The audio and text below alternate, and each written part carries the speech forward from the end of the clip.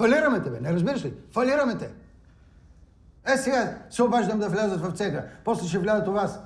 И вие оставате на улицата. Знаеш къде ще спите тази вечер? На гарата. Или в таксито ще спите. Фалираме те. Ще те смачкаме. И тебе, и семейството ти ще те смачкаме.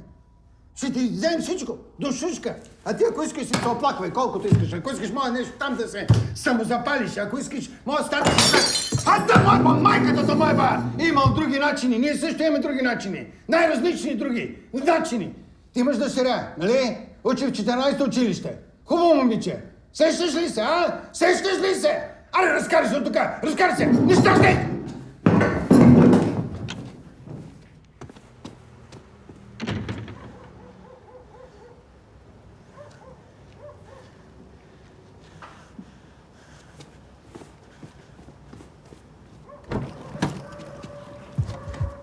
Слушай ми внимателно, искам мазало да направим.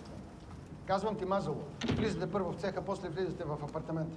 Адресът е там, в една папка.